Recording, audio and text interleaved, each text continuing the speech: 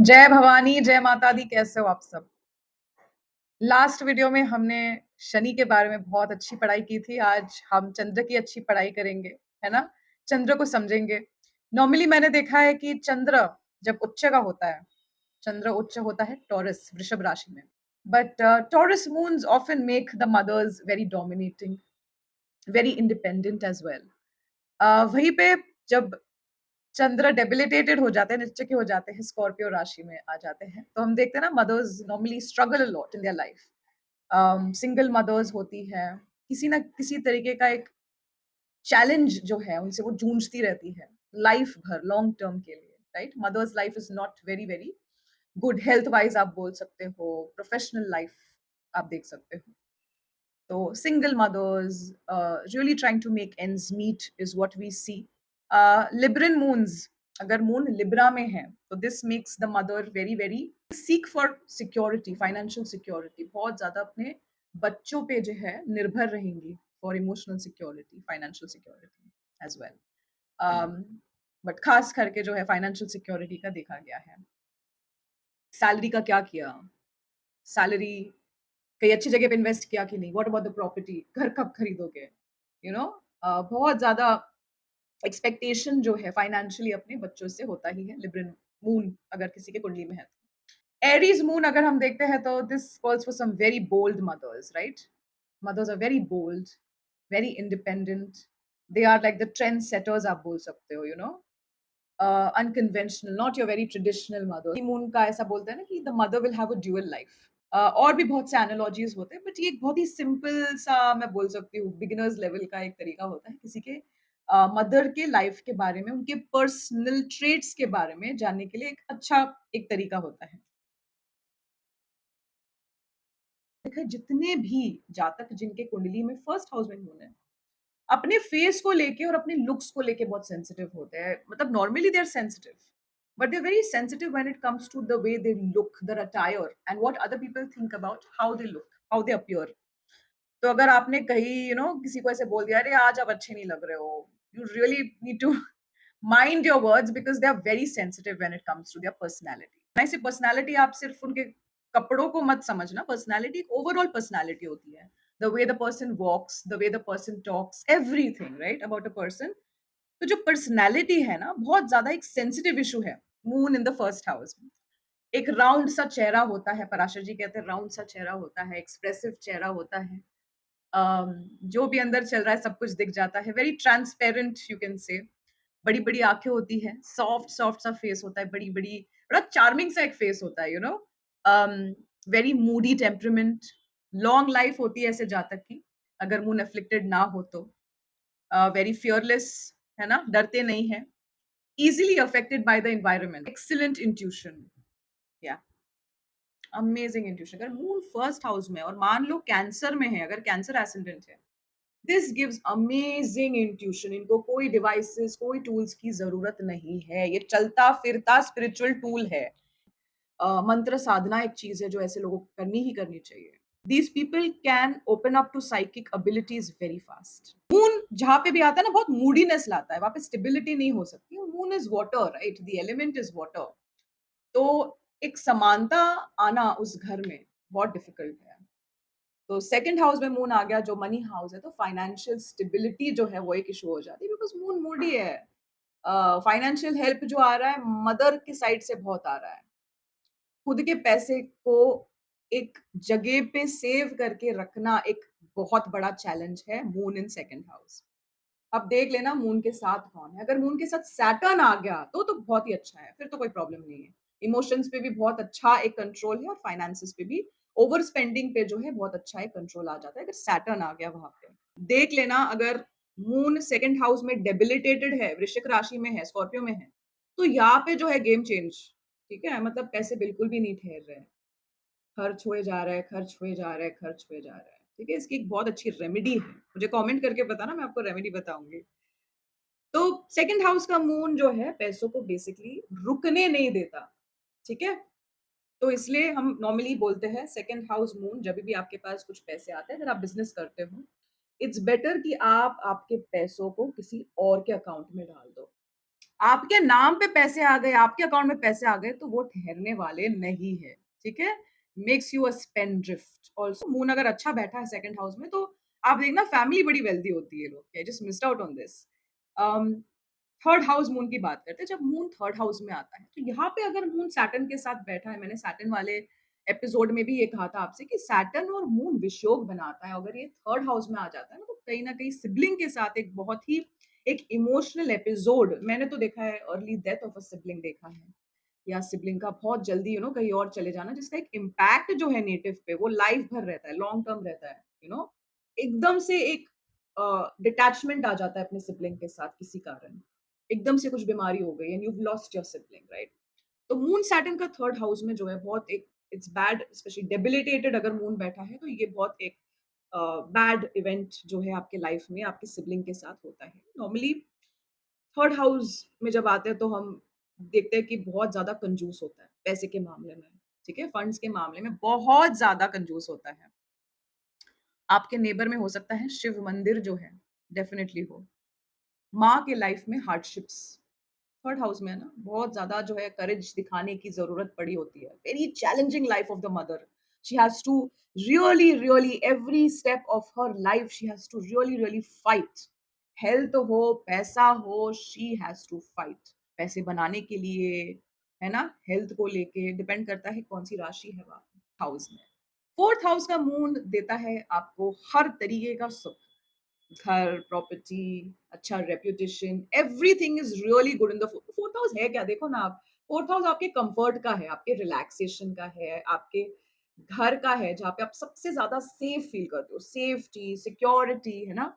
तो fourth house is something, fourth house में moon का आना नहीं ऑटोमैटिकली आपको एक बहुत ही दयालु इंसान बनाता है। आप खुद ही एक एक बहुत ही नर्चरर टाइप के इंसान बन जाते हो। जितना आप ज़्यादा स्पेंड करते हो, उतने पैसे आपको आते हैं, ये याद रखना। जितना आप पैसों को निचोड़ के रखोगे, कंजूसी करोगे और जितना आप गिफ्ट करोगे, डोनेट करोगे, उतना पैसा आपके पास आएगा। घर में जितना भी आपका जो भी चीज़ें हैं ना, उनके साथ एक अटैचमेंट जो है, वो आपका बहुत ज़्यादा एक इमोशनल अटैचमेंट जो है, वो बन जाता है कि अरे यार! घर छोड़ना पड़ेगा। बहुत सी मेमोरीज़ है मेरे घर के साथ, है ना? मदर के साथ एक इमोशनल अटैचमेंट देता है। So moon in 4th house is that. अब मून को पंचम भाव में ले आते हैं 5th हाउस में। 5th हाउस का moon is it makes a person really, really very studies में आप बोल सकते हो, एकेडमिकली आप बोल सकते हो, बहुत अच्छा बनाता है। इनफैक्ट मदर का बहुत अच्छा इन्फ्लुएंस होता है when it comes to the academics of a child. Uh, बहुत ही प्यार से चलना, धीरे चलना, गवर्नमेंट में देखा गया है, मोस्टली ऐसे लोग हैं ना गवर्नमेंट ऑफिसेज में बहुत अच्छे ओहदे पे रहते हैं, they get a very good position. Government बोल सकते हो या पब्लिक यूटिलिटी बोल सकते हो, हेल्थ केयर हो गया आपका। नॉर्मली देखा गया है कि इनका जो जॉब है एक अच्छा, मतलब गवर्नमेंट ऑफिस में लग जाता है, गवर्नमेंट जॉब मिल जाता है, या फिर हेल्थ केयर, मेडिकल, लॉ, ये सब चीजों में जो है अच्छा, मतलब it's a good career for them. Fifth house moon gives very good career, ठीक है? उसमें मून को हम वाक सिद्धि भी कहते हैं। वाक सिद्धि इज़ बेसिकली एक ऐसा एबिलिटी या एक ऐसा पावर, ऑफ कोर्स आपको उस चीज़ पे काम करना पड़ता है, बट अगर 5th हाउस में मून है, तो अगर आप इस चीज़ पे काम करोगे, तो इस चीज़ को आप पा सकते हो। एक ऐसी साइकिक एबिलिटी है, ऐसी सिद्धि है, जिससे आप जो भी बोलते हो, वो सच हो जाता है। बोलते हैं ना सरस्वती, अगर सरस्वती बैठ गई तो फिर इसलिए बुरा नहीं बोलना चाहिए। तो वाक सिद्धि वालों का यही है कि जब वो कुछ सच में मैनिफेस्ट करना चाहते हैं और वो उस चीज़ को बोल देते हैं ना पूरे मन से, तो वो सच हो जाता है। 6th हाउस में लेके आते हैं मून को, moon in the 6th house not very good when it comes to health issues. ये शॉर्ट लाइफ भी देता है। बहुत सारे टेक्स्ट में मैंने देखा है, क्लासिक टेक्स्ट में देखा है कि मून 6th हाउस में gives you short life.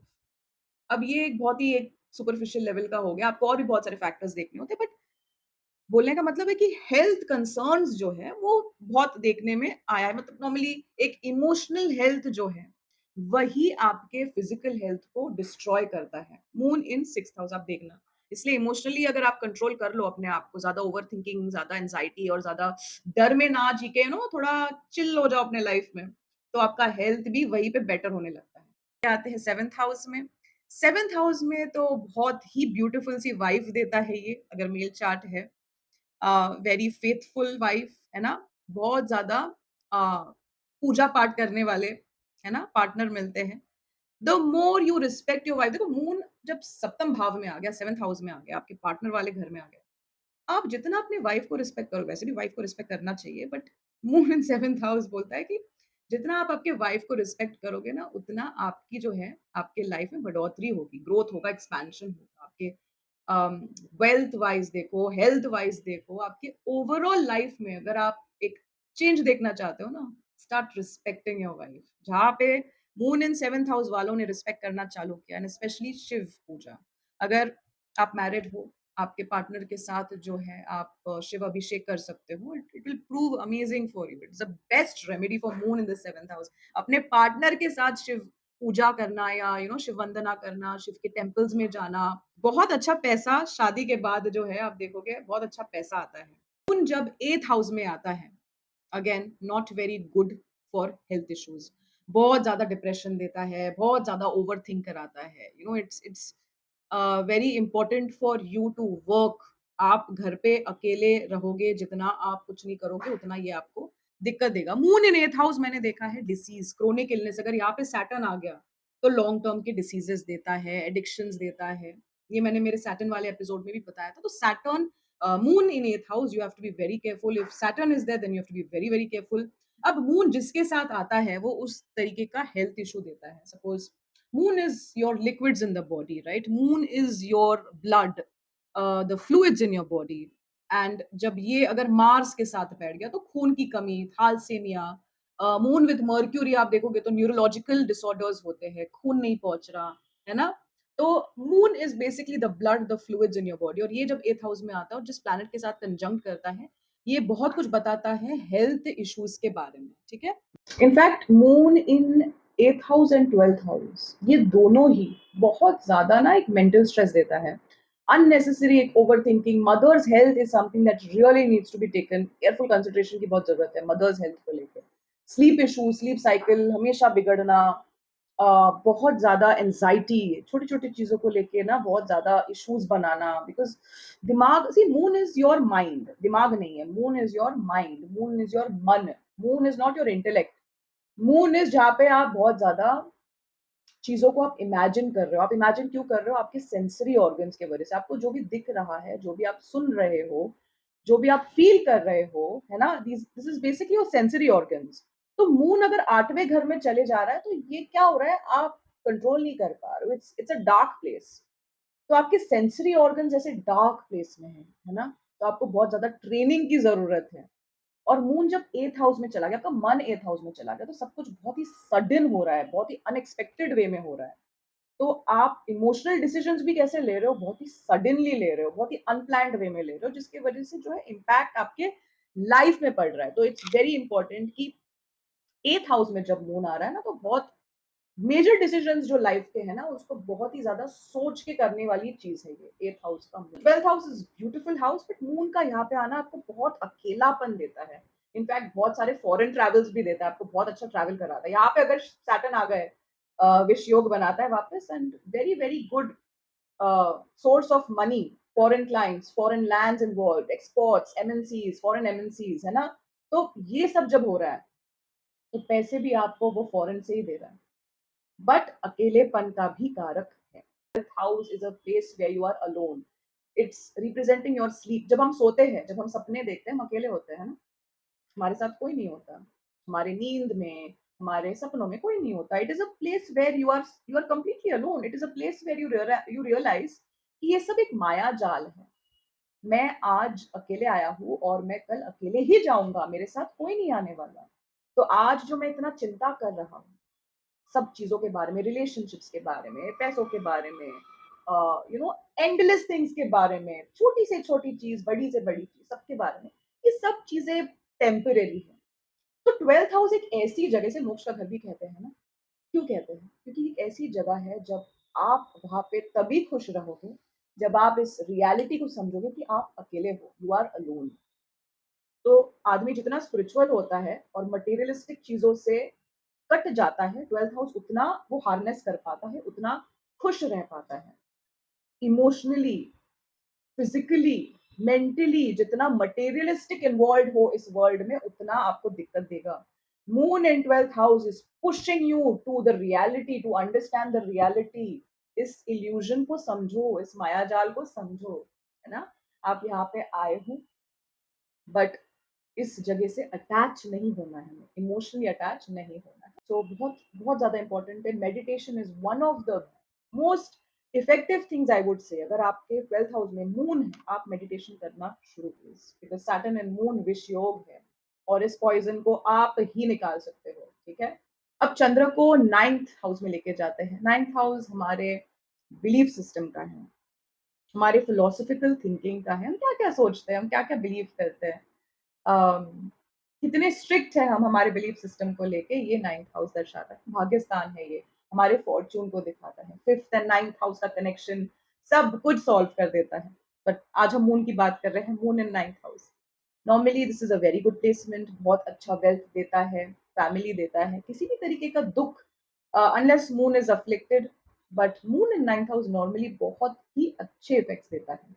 In fact, 11th house also. 11th house is where it's a house of gains, है ना? यहाँ पे डिजायर फुलफिलमेंट होता है।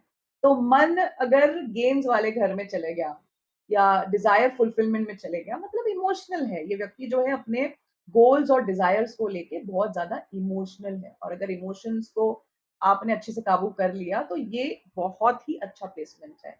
It makes a person very पायस। ऐसे लोग जो है ना, अच्छे कामों में डोनेट करना या एनिमल्स, एनिमल्स के लिए कुछ करना, एनजीओ वर्क, ये सब चीजों में बहुत ज्यादा इन्वॉल्व होते हैं। 10th house moon professionally, it can be good, it can be bad, both again depending on कि मून कैसा है, अफ्लिक्टेड नहीं है।